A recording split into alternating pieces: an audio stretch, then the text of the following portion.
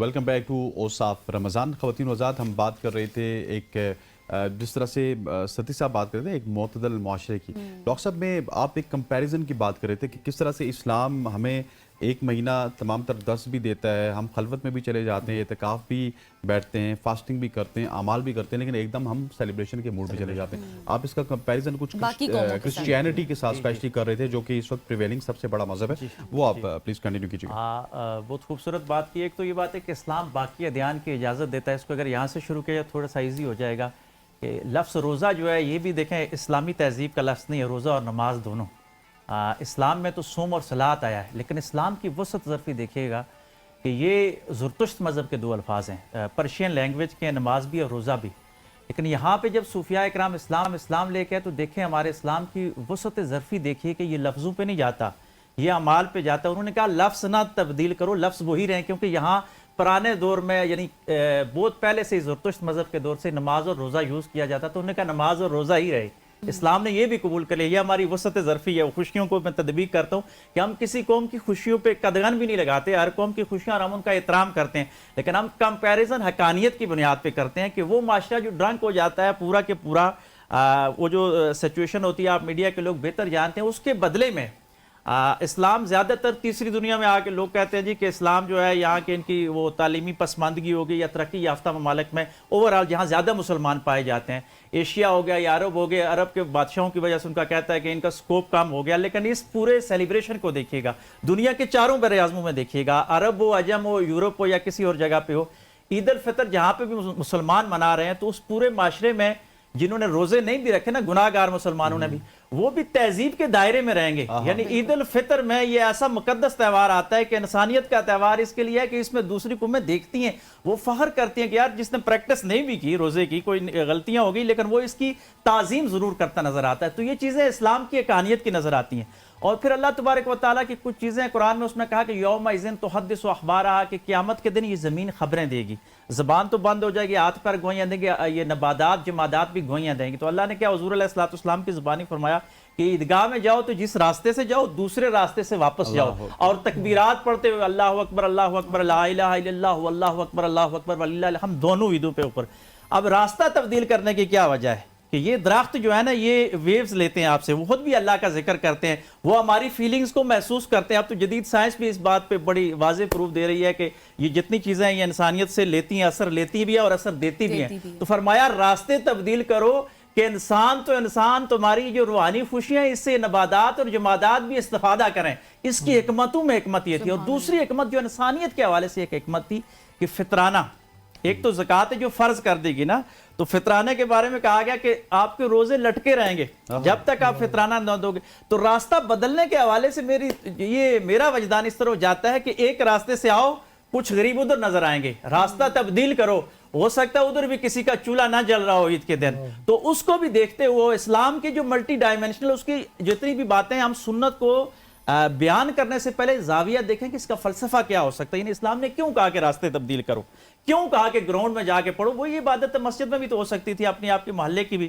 تو اسلام عبادات میں تبدیل کرواتا ہے کہ یہ مسجد ہے, پھر جامع مسجد ہے, پھر عیدگاہ ہے, تاکہ انسانیت ایک دوسرے کے قریب آئے. بیسیکلی عبادت سے انسان کے اندر زہد اور ایک مرض تقدس میں مبتلا ہو جاتا ہے. یہ مذہبی لوگ زیادہ مبتلا ہوتے ہیں, جو زیادہ نماز زیادہ عبادت کرتے ہیں تو بندہ دوسرے بندوں سے خود کو افضل سمجھنا شروع کر دیتا ہے. یہ انسان کے اندر, کیونکہ شیطان کے مختلف حربے ہیں, وہ نورانی حربوں سے بھی لوگوں کو خراب کرتا ہے اور شیطانی حربوں سے بھی. تو نورانی حربے یہ کہ عبادت زیادہ کرنے کے بعد انسان کے اندر تکبر آ جاتا ہے, یہ نیچرلی ہر انسان کے ساتھ ہے.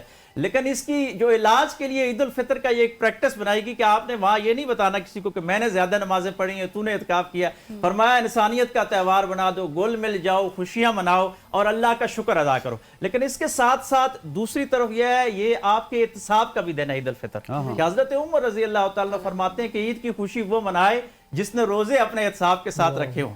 دوسروں کی خوشیوں میں تو آپ شامل ہو رہے ہیں, لیکن باطن کی خوشی جو ہے نا یہ آپ خود فیل کر سکتے ہیں. جس نے 30 روزے رکھے ہیں نا اس کی خوشی وہ اندر فیل کر رہا ہے, باہر جو بھی ہو. جس نے نہیں رکھے وہ بھی شامل تو اس معاشرے میں ہو جائے گا. اسلام کا یہ حسن ہے کہ یہ پردہ ڈالتا ہے, کسی کو بتاتا نہیں ہے کہ اس نے نہیں رکھے, لیکن جو خوشی کا احساس ہے اس کا اور ہوگا جس نے نہیں رکھے. لیکن جس نے روزے رکھے ہیں اس کی فرد کا روحانی علاوت میں تبدیل ہو جائے گی, یعنی مادی خوشی کے ساتھ روحانی خوشی بھی آئے گی.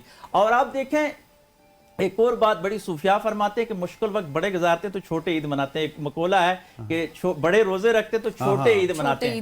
تو ہمارے بڑوں نے روزے رکھے ہیں, انہوں نے کون سے روزے رکھے ہیں کہ یہ بات بھی ہمیں بتائی جاتی ہے کہ ہمیں یہاں تک پہنچانے میں انفرادی طور پر, اجتماعی طور پر, قومی اور بین الاقوامی طور پر, اس کو ذرا اس اندازے کے ساتھ بھی عید کو دیکھیے گا کہ ہمارے بڑوں نے روزے رکھے پاکستان بنانے کے حوالے سے, تو آج پاکستان میں بیٹھ کے ہم عید منا رہے ہیں. سبحان اللہ. ٹھیک ہے, ہمارے بڑوں نے پتھر باندھ کے ایک اسلامی فلاحی ریاست بنانے کی کوشش کی.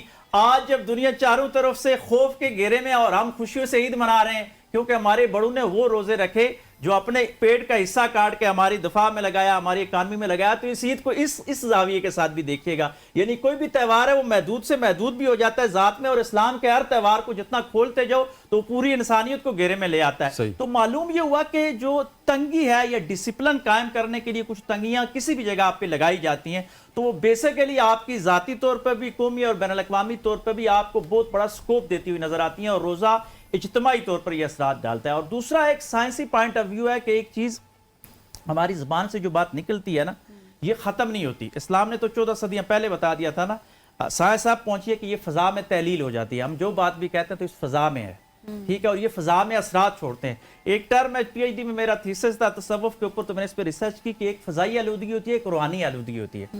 روحانی آلودگی کو ختم کرنے کے لیے بھی رمضان کا بڑا کردار ہے کہ آپ باہر کی فضا میں جاؤ, لوگ ابیوزنگ کرتے ہیں, جھوٹ بولتے ہیں. حضور علیہ السلام نے فرمایا کہ کوئی آدمی جھوٹ بولتا ہے تو اس سے اتنی بدبو خارج ہوتی ہے جو فضا میں جاتی ہے کہ فرشتے رحمت کے اس کو چھوڑ کے چلے جاتے ہیں. یہ حدیث ہے حضور کی 14 صدیاں پہلے. آج جب تجربے کیے گئے لوگوں کو ایک جگہ بٹھا کے کہ جہاں صرف سچ بولنے والے ہیں, قرآن پڑھنے والے, ذکر کرنے والے, تو اس معاشرے کی کیفیت اور ہے.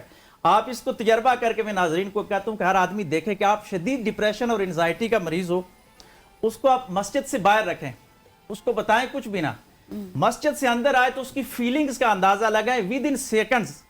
مسجد کے باہر اس بندے کی کیفیات اور مسجد کے اندر کسی بھی مذہب کا اس کی کیفیات تبدیل ہو جاتی ہیں. وجہ کیا ہے کہ جو نورانی حالہ ہے نا یہ مسجد کا اور ہے, کیونکہ وہاں ہر وقت اللہ کا ذکر ہو رہا ہوتا ہے, اس فضا میں جھوٹ نہیں بولا جا رہا ہوتا ہے. اب جب عید کو اوپن کروا کے تکبیرات پڑھتے ہوئے تو اللہ ایک روحانی تطہیر پورے فضا میں بھی لانا چاہ رہا ہے کہ ایک روحانی آلودگی کو ختم کر کے ایک روحانی تطہیر معاشرے کے اوپر بھی قائم کر دی جائے, تاکہ ایک سکینہ نازل, جس طرح حدیث میں کہا گیا نا کہ اللہ کا ذکر کرنے کے بعد فرشتے جوک در جوک اترتے ہیں, سکینہ کی صورت ہے. تو یہ سکینہ کے نزول کا بھی ہے. یہ یوں ہماری عید کی خوشیاں چھوٹی چھوٹی ان کو ملاتے جائیں, ان کے اتنے گہرے اسپیکٹس ہیں اور اتنی گہرائی نظر آتی ہے کہ انسانیت اگر اس سے استفادہ کرتی ہوئی چلی جائے تو میں سمجھتا ہوں کہ بہت لمبے عرصے تک اس کو سکون آ سکتا ہے. اور اس کے ساتھ ہی 2 مہینے کے بعد پھر ہماری دوسری عید آ جاتی ہے, اس پہ بھی جائیں گے, اس کا ذکر بھی کریں گے, لیکن میں چاہتی ہوں قاری صاحب سے نعت بھی سن لیجیے. ضرور. ایسا تجھے خالق نے سراہدار بنایا,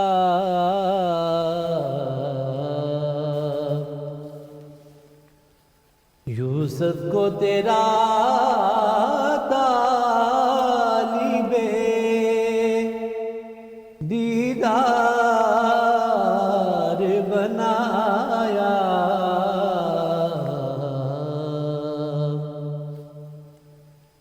انہیں بنائے گئے سرکار کی خاطر,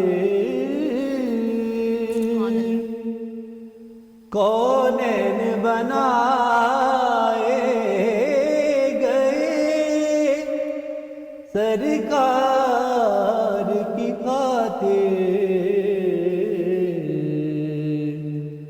کونین کی خاطر تمہیں سرکار بنایا, کونین کی خاطر تمہیں سرکار بنایا,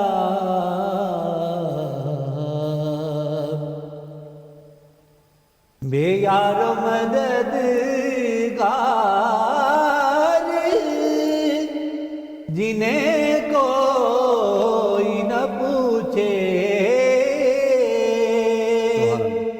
بے یار و مددگار سبحان اللہ. جنہیں کوئی نہ پوچھے کیا کیا ایسوں کا تمہیں یارو مددگار بنایا ایسا تجھے خالق نے طرحدار بنایا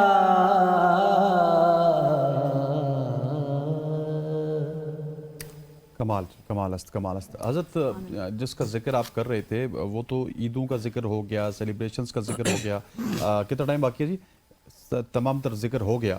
سو 1 منٹ باقی ہے, میں سوال چھوڑے جاتا ہوں آپ سوال میرا نوٹ کر لیجیے گا کہ آپ نے ذکر تو کیا لیکن اعمال کے حوالے سے بھی بتائیے گا کہ ایک مسلمان کے لیے کیا کچھ اعمال ضروری ہیں عید الفطر میں, عید الاضحیٰ میں, یا پھر عید الفطر کی پریسائسلی ہم بات کر لیتے تو کون کون سے اعمال ہمیں کرنے چاہیے جو کہ ہمارے لیے, ہماری دنیا کے لیے, ہماری آخرت کے لیے اچھے ہیں. یہاں پہ وقت ہو جاتا ہے ایک شارٹ سی کمرشل بریک کا. بریک لیتے ہیں, واپس آتے ہیں, ہمارے ساتھ رہیے.